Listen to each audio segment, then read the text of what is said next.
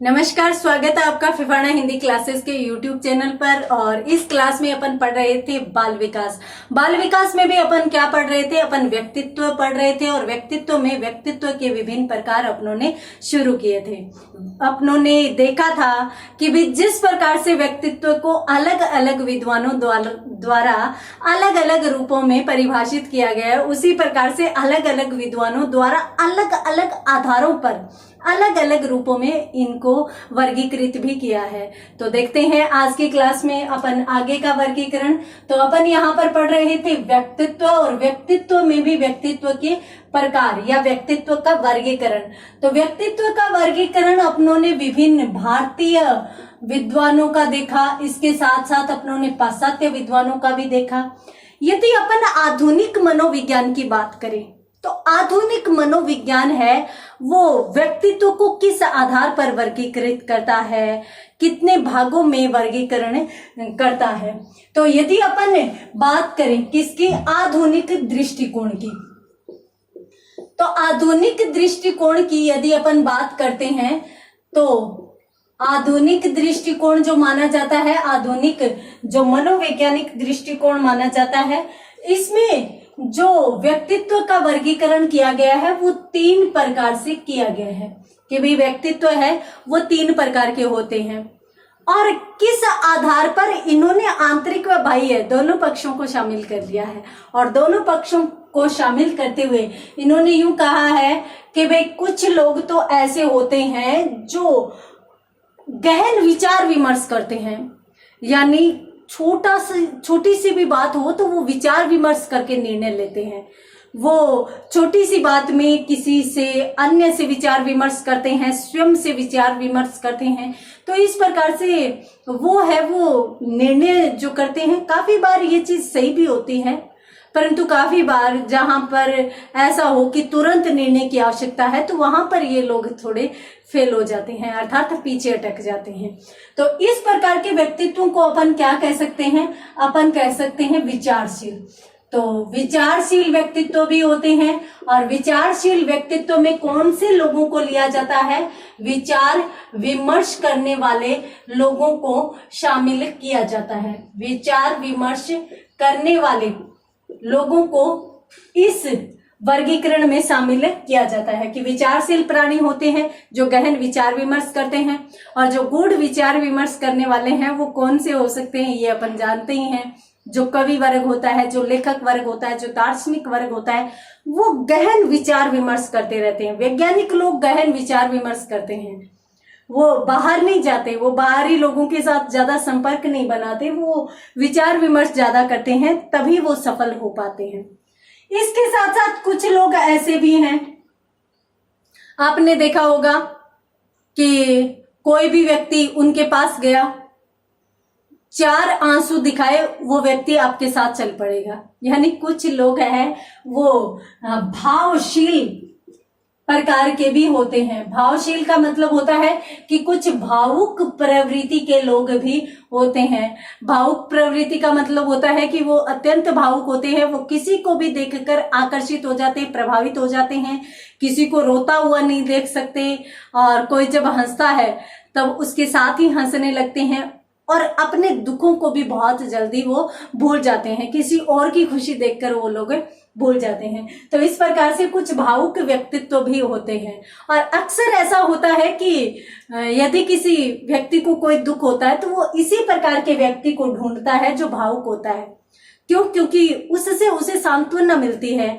भावुक लोग किसी को संतुष्ट करने, किसी को सांत्वना देने में बड़े ही महारथी होते हैं, बड़े ही जो उच्च कोटि के विचार इनके होते हैं। उच्च कोटि के विचार नहीं कहेंगे, हम यूं कहेंगे कि वो बहुत इनमें ऐसी योग्यता होती है कि वो तुरंत सामने वाले को सांत्वना दे देते हैं। क्यों? क्योंकि ये स्वयं भावुक होते हैं। तो भावों से यदि कोई बात कही जाए, हिंदी में कहा जाता है कि हृदय से यदि कोई बात निकले तो वो हृदय तक अवश्य पहुंचती है। तो वही बात इसमें हो जाती है। यदि अपन तीसरे वर्गीकरण की इसके अंतर्गत बात करें तो तीसरा वर्गीकरण आधुनिक दृष्टिकोण के आधार पर माना जाता है कर्मशील। कुछ लोगों को अपने काम से ही मतलब होता है। हाँ, इनकी कार्य क्षमता भी बहुत अधिक होती है, कार्य करने की क्षमता भी इनमें अधिक होती है। और ये जो लोग होते हैं वो कर्मशील होते हैं, कार्य करने की क्षमता अधिक होती है, साथ साथ ये हमेशा कर्म में ही लगे रहते हैं, इनको आनंद मिलता है काम करने में, इनको रुचि आती है। कुछ लोग होते हैं ना कि आप उनके घर गए हो तो भी वो काम में लगे रहते हैं, वो साथ साथ कोई काम ले लेंगे और साथ साथ आपके साथ बातें करते रहेंगे। तो इस प्रकार के प्राणी को अपन क्या कहेंगे? कर्मशील। जो कर्म में आनंद रखने वाले, जिनकी कर्म करने में क्षमता भी अधिक हो, तो उनको अपन किस में शामिल करेंगे? कर्मशील में। तो यदि अपन आंतरिक व बाह्य यानी संपूर्ण विशेषताओं के आधार पर वर्गीकृत करें तो कुछ विचार विमर्श करने वाले व्यक्ति होते हैं, कुछ भावुक होते हैं जो हृदय से सोचते हैं, और कुछ काम से काम रखते हैं यानी काम से मतलब रखते हैं। तो इस आधार पर आधुनिक दृष्टिकोण के आधार पर व्यक्तित्व का 3 भागों में वर्गीकरण किया जाता है और तीनों भागों में अपनों ने देख लिया है। जल्दी से स्क्रीनशॉट लीजिए, उसके बाद बढ़ते हैं अपन आगे अपन देखते हैं कि किसका वर्गीकरण अपन देख सकते हैं। तो देखिए, यदि आपसे कोई पूछ ले कि भाई अपन इतने समय से वर्गीकरण पढ़ते आ रहे हैं, व्यक्तित्व का वर्गीकरण, तो सबसे पहला वर्गीकरण किसका है, या व्यक्तित्व में सबसे पहला वर्गीकरण किया किसने था? तो यदि अपन बात करें, यहां पर आप नोट लगाकर 2 चीजें लिखेंगे। कौन कौन सी? व्यक्तित्व का वर्गीकरण या व्यक्तित्व का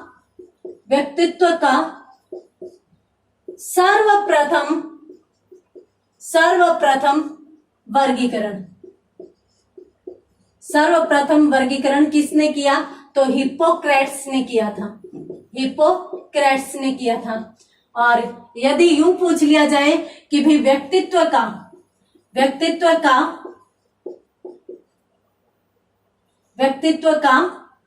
सर्वाधिक महत्वपूर्ण वर्गीकरण,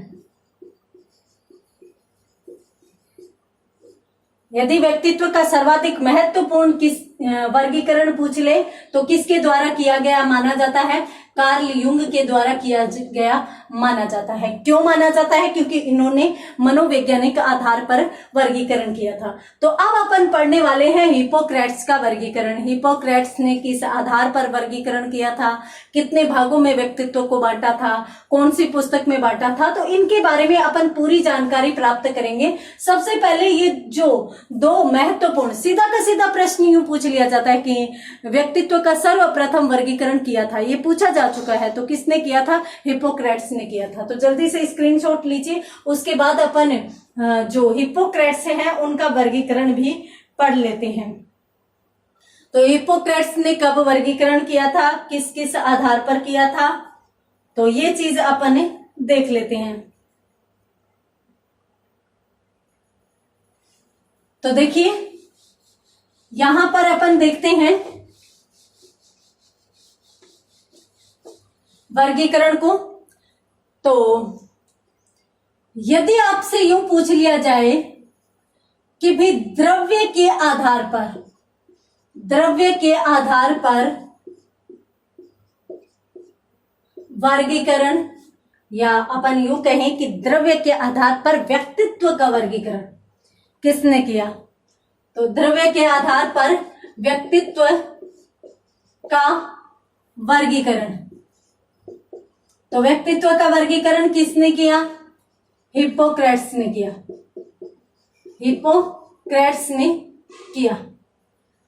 देखिए, द्रव्य के आधार पर क्यों कहा जाता है? इसलिए कहा जाता है क्योंकि इन्होंने सामान्यतः व्यक्ति के नेचर को लिया है, और व्यक्ति की जो प्रकृति है, व्यक्ति का जो स्वभाव है, उसको इन्होंने किस आधार पर वर्गीकृत किया है, इन्होंने रंगों के आधार पर वर्गीकृत किया है। तो इसलिए इसको किस में माना जाता है, द्रव्य के आधार पर वर्गीकरण में शामिल किया जाता है। हिप्पोक्रेट्स का वर्गीकरण कब का है, तो इन्होंने 400 ईसा पूर्व में वर्गीकरण किया था। इसलिए इनका जो वर्गीकरण माना जाता है वो सर्वप्रथम वर्गीकरण माना जाता है, सर्वप्रथम वर्गीकरण इनका स्वीकार किया जाता है। तो हिप्पोक्रेट्स ने सर्वप्रथम वर्गीकरण किया था, कब किया था, 400 ईसा पूर्व में। और 400 ईसा पूर्व से भी पहले का वर्गीकरण इनका माना जाता है। इन्होंने वर्गीकरण किस में किया था, तो अपनी पुस्तक में किया था।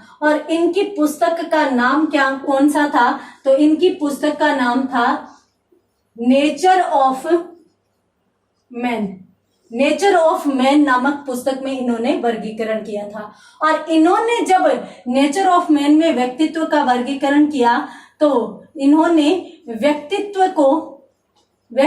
का वर्गीकरण कितने भागों में किया, तो यहां पर यदि अपन देखें कि व्यक्तित्व के इन्होंने कितने प्रकार बताए, तो यहां पर अपन जो रंग है या स्वभाव है उस आधार पर यदि बात करें तो इन्होंने व्यक्तित्व के 4 प्रकार बताए हैं कि 4 प्रकार के व्यक्ति समाज में होते हैं। तो जल्दी से स्क्रीनशॉट लीजिए। एक तो सीधा का सीधा पूछ लिया जाए कि भाई द्रव्य के आधार पर व्यक्तित्व का वर्गीकरण किसके द्वारा किया गया है, हिप्पोक्रेट्स कब, 400 ईसा पूर्व से भी पहले या 400 ईसा पूर्व में। और उसके बाद व्यक्तित्व के का वर्गीकरण इन्होंने किस पुस्तक में किया, तो नेचर ऑफ मैन। कितने भागों में इन्होंने व्यक्तियों को बांटा, तो यहां पर यदि अपन बात करें तो इन्होंने 4 प्रकार के व्यक्ति बताए, अर्थात 4 प्रकार से व्यक्तित्व का वर्गीकरण इनके द्वारा किया गया।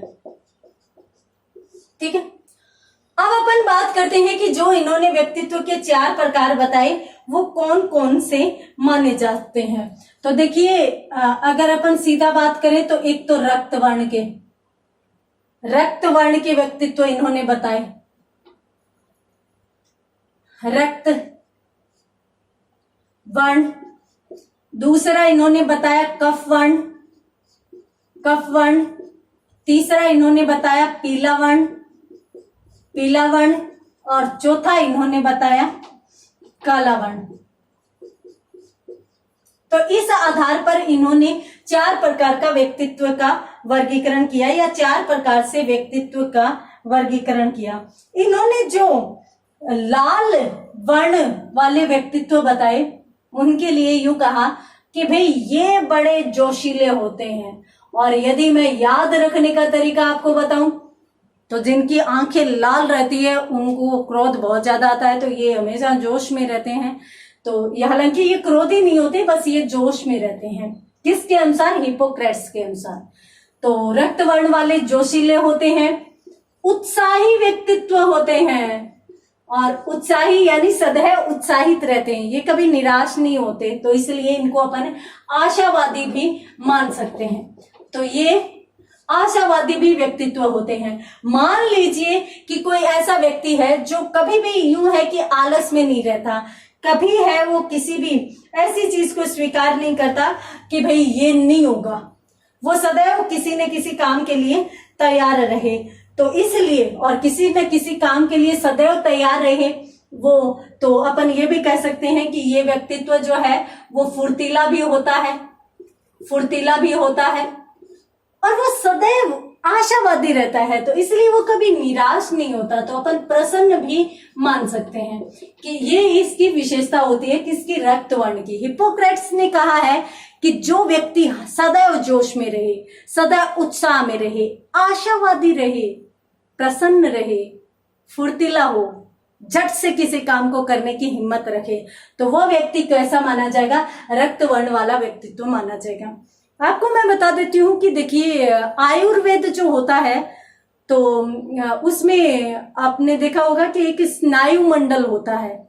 ये सिगमंड फ्राइड भी स्नायु शास्त्री थे, तो नाड़ी मंडल जिसे बोल सकते हैं। तो उनमें ऐसा होता है कि नाड़ियों को देखकर और व्यक्ति की नेचर का पता लगाया जाता है। जैसे वात, पित्त और कफ 3 प्रकार के लोग होते हैं। तो वात होते हैं वायु संबंधी, पित्त होते हैं और कफ होते हैं। तो इस प्रकार के 3 प्रकार के व्यक्तित्व बताए हैं। उन्हीं को ही इन्होंने है वो उसी आधार पर, वो जो नाड़ी मंडल का वर्गीकरण होता है ना, उसी आधार पर इन्होंने व्यक्तित्व का वर्गीकरण किया है। अब यहाँ पर कफ सीधा का सीधा नाम हो गया, पित्त पीला हो गया, और जो वात है ना उसको इन्होंने काला और रक्त 2 भागों में विभाजित कर दिया। तो इस प्रकार से इन्होंने वर्गीकरण किया है। अरे चूंकि वो नाड़ी मंडल या स्नायु शास्त्री के आधार पर या स्नायु शास्त्र के आधार पर वर्गीकरण किया, इसलिए भी इसको द्रव्य के आधार पर वर्गीकरण नाम दे दिया जाता है। तो यहाँ पर रक्त वर्ण वाले जो व्यक्तित्व होते हैं वो समाज में अच्छे व्यक्तित्व माने जाते हैं, क्योंकि समाज के लिए क्रियाशीलता ये व्यक्ति ही बढ़ाते हैं। और इसके साथ साथ ये इस प्रकार के स्वभाव वाले व्यक्तित्व है वो समाज में सदैव कर्मशील बने रहते हैं। तो इसलिए समाज का संतुलन भी बना रहता है। ये जो कफ वर्ण वाले व्यक्तित्व होते हैं, इनकी यदि अपन बात करें तो देखिए, सबसे पहले तो मैं आपको बता देती हूँ कि ये अगर जोशीले हैं तो ये इनके उल्टे हैं या इनके विपरीत व्यक्तित्व होते हैं। अर्थात ये हमेशा मंद रहेंगे। मंद का मतलब क्या होता है? ये जोशी, इनमें जोश मंद पड़ा हुआ होगा, फुर्ती कम होगी इनमें, तो इसलिए ये मंद होंगे। ये निष्क्रिय भी होंगे, निष्क्रिय व्यक्तित्व भी होंगे। और इसके साथ साथ अपन सीधी भाषा में यदि कहें तो ये आलसी होंगे। सीधे शब्दों में अपन कह सकते हैं कि भी ये आलसी होंगे। कफ वर्ण का जो भी व्यक्ति होगा, इस प्रकार से नाड़ी चेक करते हैं। नाड़ी मंडल यूं तीन उंगलियों के माध्यम से ऐसे चेक किया जाता है। हाँ, 3 उंगलियों के माध्यम से, और उनमें एक वात की, पित्त की और कफ की, इन तीनों उंगलियों में जिस भी प्रकृति का व्यक्ति हो उसमें उसी प्रकार की विशेषता पाई जाती है। यदि वात प्रकृति का व्यक्ति हो तो वो जोशीला होगा, उत्साहित होगा। इसके साथ साथ जोश के साथ अपन मानते हैं कि भी क्रोध भी होता है, तो ये चीज भी इसमें आ जाती है। तो यहाँ पर कफ प्रकृति के जो लोग होते हैं वो निष्क्रिय होते हैं, आलसी होते हैं, मंद होते हैं। यदि आप किसी को मानो ना कि आप किसी व्यक्ति के पास जाते हो और उसको कोई भी कभी भी आप काम कह दो, कल कर लेंगे ना, अगर कोई ऐसा बोल रहा है ना तो वो जरूर कफ नेचर का व्यक्ति होगा। तो इस प्रकार से कफ व्यक्तित्व है वो निष्क्रिय व आलसी होते हैं। इसके बाद यदि अपन चिड़चिड़े व्यक्तित्व की बात करें तो वो पित्त वाले होते हैं, यानी पीला वर्ण वाले होते हैं। चिड़चिड़े होते हैं और इसके साथ साथ अपन ये भी कह सकते हैं कि जो चिड़चिड़ा होता है ना वो क्या रहता है कि व्यवस्था के प्रति असंतुलित रहता है, यानी वो समझ से नहीं बैठा पाते, और समझ से नहीं बैठा पाते इसी कारण तो ये चिड़चिड़े होते हैं। तो चिड़चिड़े होते हैं, समझ से नहीं बैठा पाते, तो ये लोग क्या करते हैं, गुस्सा भी बहुत ज्यादा करते हैं। तो ये क्रोधी भी होते हैं। तो इस प्रकार से ये क्रोध भी बहुत ज्यादा करते हैं। तो यहाँ पर रक्त वर्ण वाले जोशीले, उत्साही, फुर्तीले, प्रसन्न, आशावादी, यानी सबसे अच्छे गुण तो इसी के हैं। आलसी व्यक्तित्व भी अपन अच्छा नहीं मानते। चिड़चिड़े तो वो होते हैं जो अपने आसपास के वातावरण से संतुष्ट नहीं होते, समझ से नहीं बैठा पाते, तो वो चिड़चिड़े हो जाते हैं। उसके बाद यदि अपन बात करें काला वाले, तो काला वाले जो लोग होंगे वो लोग होंगे निराशावादी होंगे, निराशावादी। और इसके साथ साथ ये लोग उदासीन होंगे। उदासीन का मतलब होता है तटस्थ होना। अब देखिए, एक मान लीजिए आपके मोहल्ले में किसी के यहाँ शादी है, कोई उत्सव का आयोजन किया जा रहा है, तो रक्त वर्ण वाले जो लोग हैं ना उनके पैरों में तो घुंघरू बन जाएंगे। यहाँ पर जो काला वर्ण वाला व्यक्तित्व है ना, उसको जिस समय बुलावा होगा उस समय जाएगा, खाना खा के आराम से घर पे आ जाएगा। वो उसमें कौन कौन से उत्सव हो रहे हैं, कौन कौन से लोग आ रहे हैं, क्या क्या बातें कर रहे हैं, उसको कोई मतलब नहीं, वो तटस्थ रहेगा। और उसी तटस्थता को ही क्या कहते हैं, उदासीनता कहते हैं। और वो ही कौन से माने जाते हैं? काला वर्ण वाले। और इनके लिए उदासीनता कहीं ना कहीं सही भी रहती है। क्यों रहती है?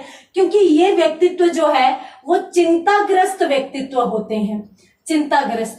तो ये अच्छा है कि कहीं नहीं जाए। अगर कहीं गए और मान लीजिए कि कोई इधर उधर की बातें हो रही है तो उनमें ये लोग चिंता, बिना मतलब की चिंता को ला सकते हैं। तो इसलिए उदासीन रहे तब तक तो अच्छा है, वरना ये लोग हमेशा चिंताग्रस्त रहते हैं, इसीलिए तो ये निराशावादी रहते हैं। हर एक काम को करने से पहले ये नेगेटिव पॉइंट के बारे में सोचेंगे, नकारात्मकता के बारे में सोचेंगे कि यदि ऐसा काम ये नहीं हुआ तो इस प्रकार के विचार इनके मन में आते रहेंगे। तो हिपोक्रेट्स का वर्गीकरण पूछा जा चुका है। सीधा का सीधा प्रश्न जो आया था वो मैं बता देती हूँ, पहले आप इसका स्क्रीनशॉट लीजिए। तो यहाँ पर अपनों ने पढ़ा हिपोक्रेट्स का व्यक्तित्व वर्गीकरण, और हिपोक्रेट्स ने व्यक्तित्व वर्गीकरण करते हुए कितने प्रकार के व्यक्तित्व बताए हैं? 4 प्रकार के। और 4 प्रकार के व्यक्तित्व कौन कौन से बताए हैं? तो इन्होंने रक्तवर्ण, कफवर्ण, पीतवर्ण और काला पित्त। हाँ, एक बात और बता देती हूं मैं यहाँ पर। देखिए यहाँ पर जो पीत, ये चीज जो है पीतवर्ण, इसमें काला और पीला और काला, इसमें यदि अपन बात करें तो देखिए यहाँ पर इन कुछ किताबें जो है वो पीला वर्ण की जगह पीला पित्त भी लिखती है और काला वर्ण की जगह काला पित्त भी लिखती है। तो ये चीज भी आप ध्यान रखेंगे।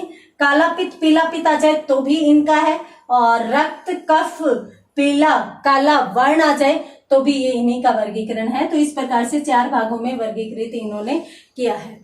तो उसके बाद अपन बात कर रहे थे इनसे संबंधित एग्जाम में आए।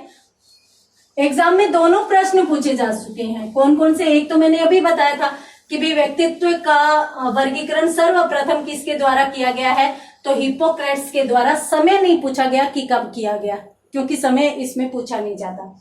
हाँ, एक प्रश्न इस प्रकार से आया था कि निम्न में से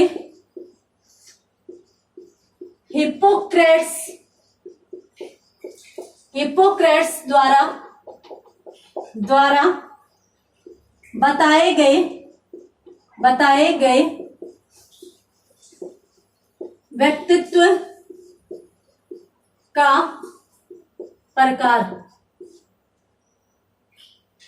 हिपोक्रेट्स द्वारा बताया गया व्यक्तित्व का प्रकार नहीं है। इस प्रकार से प्रश्न पूछा गया था कि इनमें से कौन सा नहीं है। तो विकल्प यही है कि 3 तो ये ले लेते हैं अपन, जैसे काला पित्त ले लेते हैं, और इसके साथ साथ दूसरा पीला पित्त ले लेते हैं, पीला पित्त, और इसके साथ साथ अन्य अपन ले लेते हैं। जो तीसरा ऑप्शन है वो अपन ले लेते हैं, जैसे कोई भी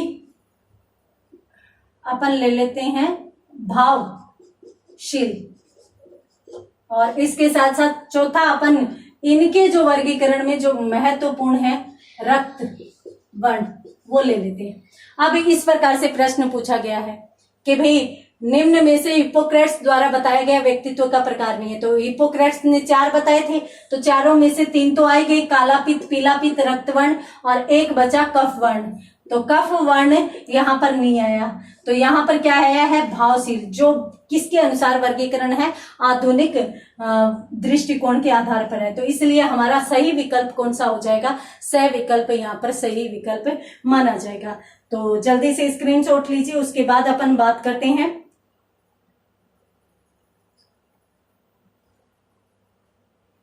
तो देखिए आगे अपन एक विद्वान का वर्गीकरण और देख लेते हैं जिनका भी महत्वपूर्ण माना जाता है। देखिए आगे अपन देखते हैं आइजेंक का वर्गीकरण, इनका भी महत्वपूर्ण माना जाता है। आइजेंक का व्यक्तित्व वर्गीकरण,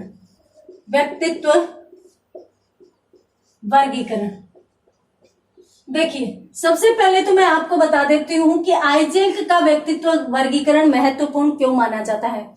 क्योंकि इन्होंने है वो सबसे पहली बात तो इन्होंने व्यक्तित्व से संबंधित सिद्धांत दिया था, व्यक्तित्व का सिद्धांत दिया था। और व्यक्तित्व का सिद्धांत कब दिया था? 1947 ईस्वी में। तो जाहिर सी बात है कि इन्होंने व्यक्तित्व पर गूढ़ अध्ययन किया था, बहुत अच्छा अध्ययन किया था, या खूब विचार विमर्श इन्होंने किया था। दूसरी बात, इनके संदर्भ में अपन नोट लगाकर लिख सकते हैं कि भाई इन्होंने जो वर्गीकरण प्रस्तुत किया वो अपने समय में लगभग 10,000 इन्होंने रोगियों का अध्ययन किया था। जो तंत्रिका रोगी थे ना, तंत्रिका रोगी का मतलब है कि नाड़ी मंडल से संबंधित जो इन्होंने विश्लेषण किया था, तो उन रोगियों का लगभग 10,000 लोगों का अध्ययन करते हुए अपना वर्गीकरण दिया था। तो यहाँ पर अपन क्या लिख सकते हैं? यहाँ पर अपन लिख सकते हैं कि इन्होंने है वो अपने युग के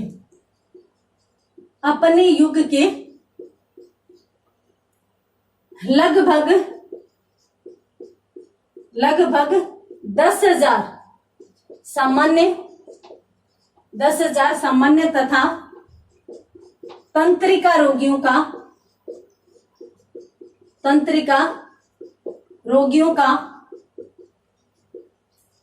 अध्ययन करते हुए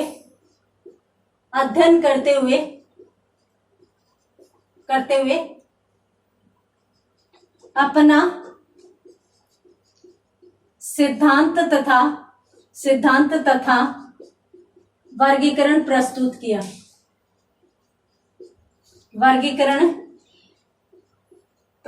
किया।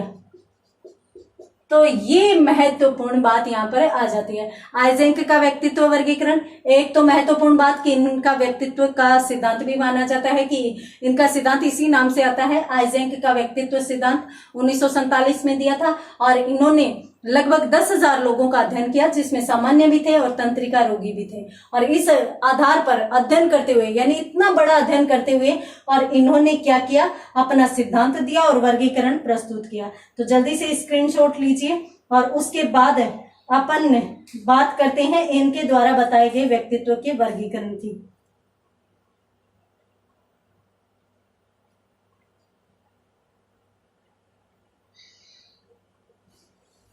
तो आगे अपन बात करते हैं इनके द्वारा बताए गए व्यक्तित्व के प्रकारों की। तो देखिए, इनके वर्गीकरण में यदि अपन बात करें तो इन्होंने व्यक्तित्व के प्रकार कितने बताए हैं? तो इन्होंने व्यक्तित्व के प्रकारों की यदि बात करें तो इन्होंने कुल 3 प्रकार बताए हैं। कौन कौन से बताए हैं? देखिए, यहां पर मैं आपको बता देती हूं कि यहां इन्होंने जो पहला वर्गीकरण किया है उसमें दोनों प्रकार के व्यक्तित्व शामिल किए हैं। कौन कौन से? अंतर्मुखता और इसके साथ साथ बहिर्मुखता, ये दोनों हो गए। तो अंतर्मुखी व्यक्तित्व व बहिर्मुखी दोनों को इन्होंने यहां पर शामिल कर लिया। उसके बाद इन्होंने दूसरा जो कौन सा बताया है? दूसरा स्नायु विकृति। स्नायु विकृति के आधार पर इन्होंने है वो वर्गीकरण किया था। और स्नायु विकृति में भी इन्होंने क्या कहा कि स्नायु विकृत जो स्थिरता है, स्थिरता वो, और इसके साथ साथ इन्होंने इसको ही दूसरा नाम क्या दिया? न्यूरोटिसिज्म। और तीसरे की यदि अपन बात करें, तीसरा का, तो इन्होंने बताया मनोविकृतता, नैतिकता। और इसको इन्होंने क्या बताया? इन्होंने साइकोटिसिज्म नाम इसे दिया। साइकोटिसिज्म ये नाम इनके द्वारा दिया गया। तो इस प्रकार से इन्होंने है वो व्यक्तित्व के 3 प्रकार बताए। और 3 किस कौन कौन से बताए? अंतर्मुखता, बहिर्मुखता, मनोविकृति, स्थिरता। यहां पर मैं आपको बता देती हूं कि प्रत्येक प्रकार में इन्होंने 2 अपोजिट चीजों को शामिल किया है। कैसे? अंतर्मुखी और बहिर्मुखी दोनों अलग अलग होते हैं। यहाँ पर यदि मैं योजक चिन्ह लगा दूं तो ज्यादा अच्छे से रहेगा कि देखिए, अंतर्मुखी व्यक्तित्व जो अपने आप के साथ ज्यादा रहते हैं, जो अपने आप के साथ यानी जो आत्म केंद्रित और आत्मचिंतक व्यक्तित्व होते हैं वो अंतर्मुखी होते हैं। तो अंतर्मुखी को भी शामिल कर लिया और इसके साथ साथ उसका अपोजिट बहिर्मुखी, जो समाज के साथ ज्यादा रहता है, जो समाज के उत्सवों में ज्यादा भाग लेता है, जो समाज के लोगों के साथ ज्यादा रहता है, जबकि इसका समाज से इतना ज्यादा कोई संबंध ही नहीं होता। तो इसलिए इन दोनों को इन्होंने पहले वर्गीकरण में शामिल कर लिए कि भाई लोग है, सभी लोगों को यदि अपन विभाजित करें, सभी लोगों को यदि अपन बांटे तो उनमें कुछ लोग तो अंतर्मुखी और कुछ लोग बहिर्मुखी होंगे। साथ साथ कुछ लोग ऐसे होंगे जिनका स्नायु तंत्र जो है वो बिगड़ा हुआ होगा।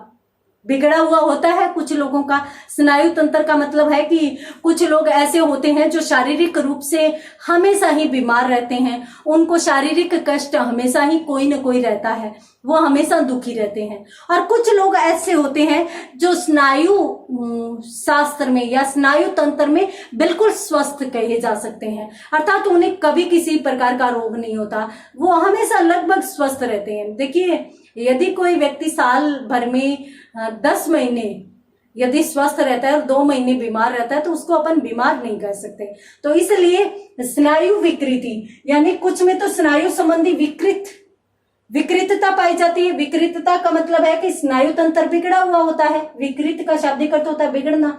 और कुछ ऐसे लोग होते हैं जिनका स्नायु तंत्र स्थिर होता है, जिसे अपन ये न्यूरोलॉजी होता है तो इसलिए इसे न्यूरोटिसिज्म कहा जा सकता है। इसके बाद कुछ लोग ऐसे होते हैं जो मानसिक रूप से विकृत होते हैं, अर्थात मानसिक रूप से विकृत में अपन उन लोगों को भी शामिल कर सकते हैं जो पागलपन की हरकतें करते हैं, उन लोगों को भी शामिल कर सकते हैं जिनको बहुत जल्दी तो गुस्सा आ जाता है, जो बहुत जल्दी शांत भी हो जाते हैं, अर्थात उनमें अजीब अजीब से लक्षण देखे जाते हैं, जो अपने आप को मानसिक रूप से सदैव हर एक परिस्थिति में संभालने में सक्षम नहीं होते।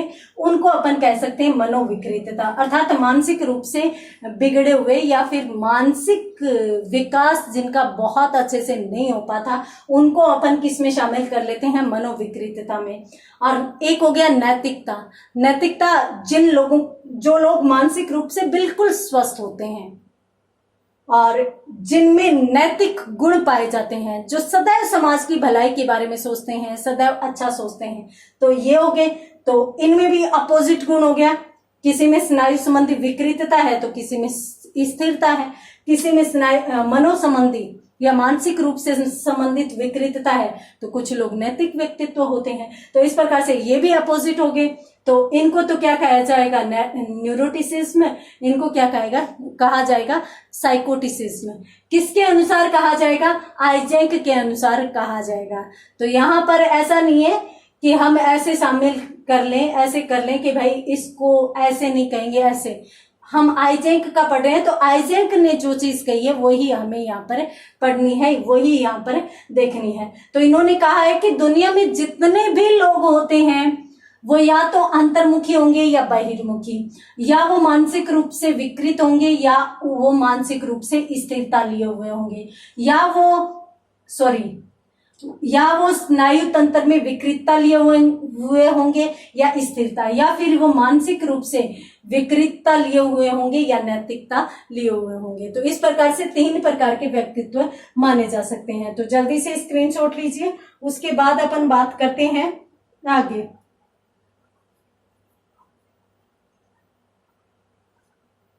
देखिए,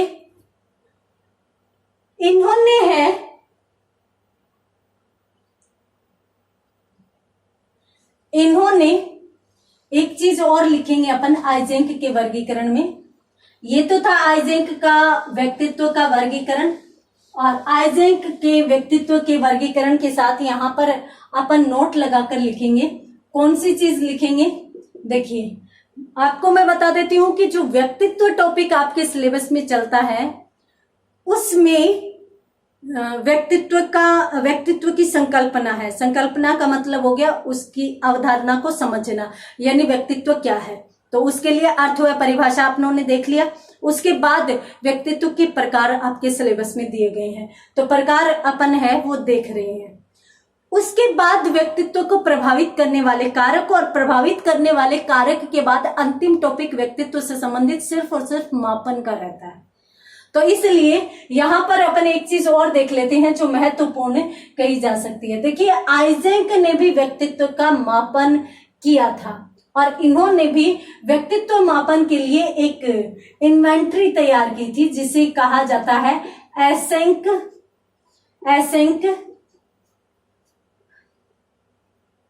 पर्सनैलिटी इन्वेंट्री। ये इन्होंने तैयार की थी किसके लिए? व्यक्तित्व के मापन के लिए। तो इसलिए अपन यहां पर कह सकते हैं कि भी आइजेंक ने व्यक्तित्व मापन के लिए एसेंक पर्सनैलिटी इन्वेंट्री का निर्माण किया था। मैं फिर से लिख देती हूं इसको। तो यहां पर अपन ये कहेंगे कि आइजेंक ने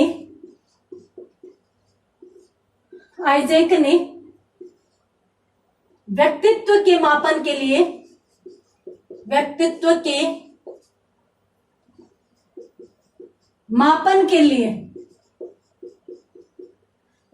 के मापन के लिए क्या तैयार किया? एसेंक पर्सनैलिटी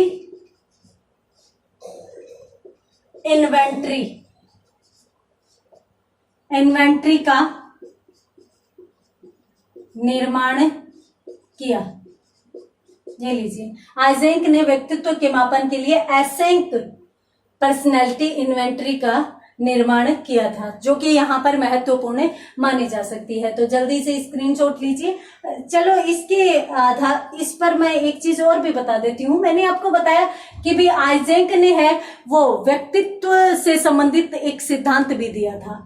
तो उस सिद्धांत का आधार क्या था? आइजेंक का व्यक्तित्व सिद्धांत माना जाता है। तो इनके सिद्धांत का आधार यदि अपन देखें तो इनके सिद्धांत का